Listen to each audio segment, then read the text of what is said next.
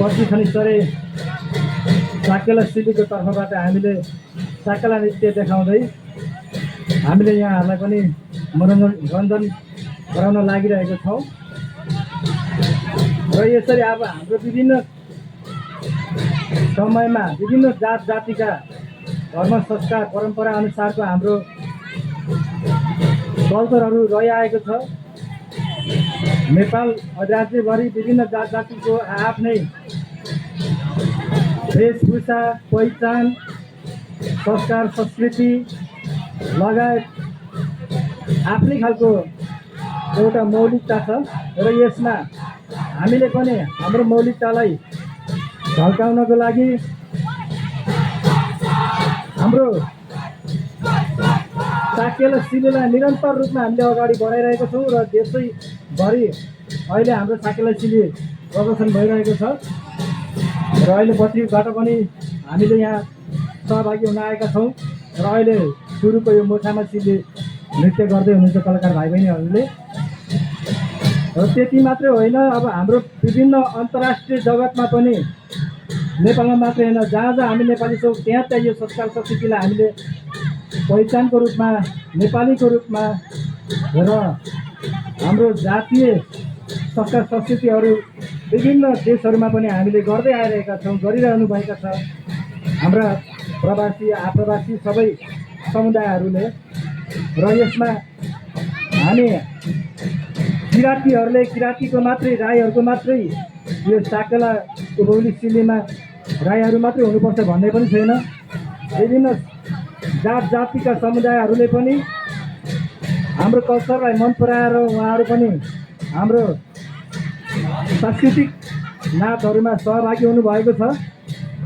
र यसै गरी हामीले यो नाच मात्रै देखाइरहेको छैनौँ, हाम्रो पुरानो पुर्खाहरूले के गरि ल्याएको थियो, के गर्दै हुनुहुन्थ्यो, कसो कसो गर्दै हाम्रो यो विकास क्रम अगाडि बढ्दै गयो भन्ने संस्कारलाई पनि हामीले ल्याएका छौँ।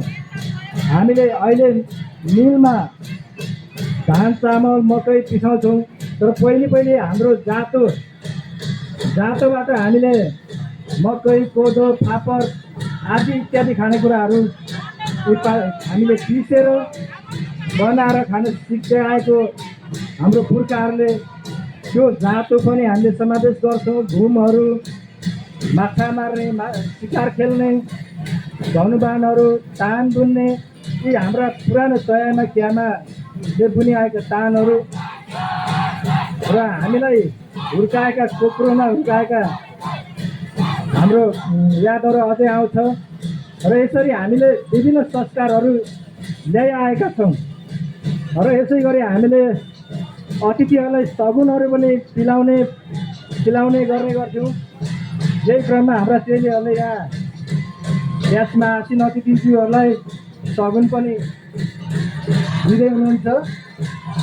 यसरी हामीले हाम्रो समुदायमा विभिन्न तरिकाबाट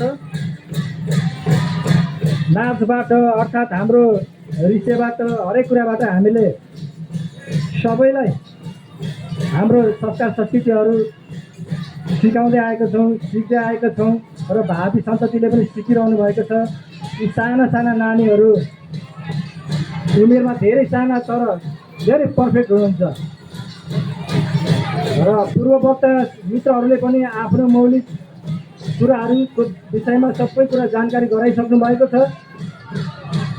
म त्यति धेरै जान्ने मान्छे त होइन, त्यही पनि अब आफ्नो संस्कार संस्कृतिप्रति वफादार भएर हामी पनि लागि नै रहेछु भन्ने कुरा अवगत गराउँदै म पनि यहाँ केही कुराहरू बोलिरहेछु। अब समयको पाबन्दी थोरै छ। अहिले हाम्रो भाइ बहिनीहरूले वामा सिली गरिरहनु भएको छ। यति समय भए हाम्रो कैयौँ 200-300 सिलीहरू छन्। हातको सिली, खुट्टाको सिली, चढाको सिली, हरेक सिली हुन्छ। तर यहाँ समयको पाबन्दीले गर्दाखेरि सीमित सिली नाच नृत्य मात्रै हामीले प्रस्तुत गर्न पाउनेछौँ। बाँकी समयमा हामी बेलुकी हामी जहिले पनि प्र्याक्टिस गरिरहेको हुन्छौँ। त्यो समयमा अनेकौँ सिलीहरू गर्दै आउँछौँ र हामी पछि शनिश्चरले पनि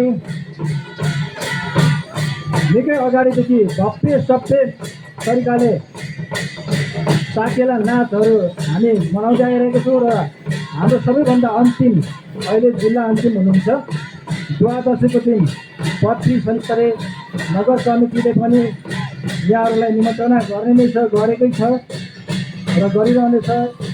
त्यतिखेर पनि भव्य सभ्य तरिकाले साकेला सिली मनाउँ भन्ने कुरा यहाँहरूलाई पनि अहिले नै निमन्त्रणा पनि गर्दछौँ। औपचारिक रूपमा पत्र पनि पठाउनेछौँ र हामीले हाम्रो कल्चरहरू बिर्सनु हुँदैन, संस्कार संस्कृतिहरू बिर्सनु हुँदैन।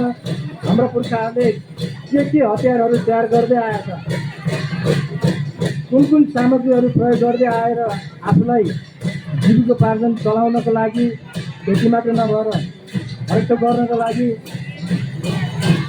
यो अहिले जुन सिलीहरू भइरहेछ तान बुन्ने सिली, यो तान बुनेर कपडा बनाएर कपडा लगाउने चोयामा क्यामा सिल्ली भन्छ यसलाई। चोयामा क्यामा सिल्ली म खोटाङ जिल्ला बुइपाक गाविसको मान्छे हो र अहिले व्यापन नगरपालिका भइसकेको रहेछ। यो बुइपा नजिकको हलेसीमा चोयामा क्यामाको त्यहाँ हामीले सबै कुराहरू त्यहाँ देख्न पाउँछौँ। यस्तो तान बुन्ने कुराहरू पनि त्यहाँ आदिमकालदेखि रहिआएको छ र अहिले भाइ बहिनीहरूले चोयामा क्यामा सिली, तान बुन्ने सिली गरिरहनु भएको छ। यो कुराहरू पनि तपाईँहरूले देखिरहनु भएको छ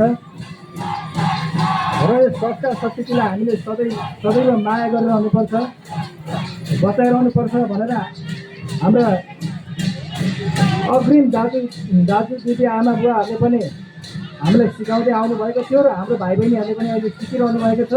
यो संस्कार संस्कृतिलाई हामी मर्न दिने छैनौँ भन्ने हेतुले हामीले विभिन्न हाम्रा कल्चरमा चाहिने आवश्यक कुराहरू पनि पहिले पुर्खाहरूले के गर्दथे त भन्ने कुराहरू पनि हामीले यहाँ प्रस्तुत गरिरहेका छौँ।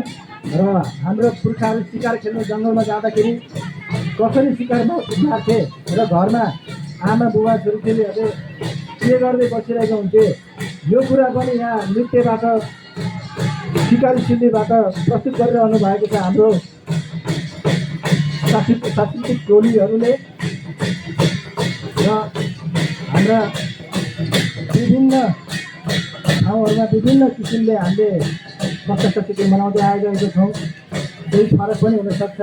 कतिपय हाम्रा दाजुभाइ दिदीबहिनीहरू विदेशी भूमिमा रहनु हुने विदेशी भूमिका शरणार्थी व्यक्तित्वहरूले पनि आफ्नै ढङ्गले उहाँले पनि कल्चर साकेला सिल्ली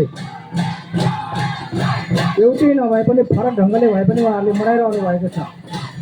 र यस्ता कुराहरू हामीले संस्कार संस्कृतिलाई धेरै माया गर्नुपर्ने हुन्छ र यो माया गर्ने क्रमलाई हामीले प्र्याक्टिकल रूपमा पनि हामीले प्रयास गरिरहनुपर्छ, देखाइरहनुपर्छ। तब मात्रै रहिरहनेछ। यो अरे भनेर इतिहास पढेर हुँदैन, इतिहास पढेर मात्रै केही कुरा जानिँदैन। यसर्थ अब हाम्रो समयको पाबन्दीलाई बुझेर 10 मिनटको समय रहेको थियो। हाम्रा भाइ बहिनीहरूले पनि बिदाको सङ्केत गरिसक्नु भएको छ र यो बिदाई कार्यक्रम गरिरहनु भएको छ भन्दै म पनि यो आयोजक कमिटीलाई, डाँगीहाट लक्ष्मी मार्गका आयोजक टिमलाई हामीलाई बोलाइदिनु भएकोमा र हामीले हाम्रो नृत्यहरू देखाउनु पाएकोमा हामी आभारी छौँ भन्दै धेरै धेरै धन्यवाद दिँदै मेरो पनि दुई शब्द यही टुङ्ग्याउन चाहन्छु। हस्, धन्यवाद।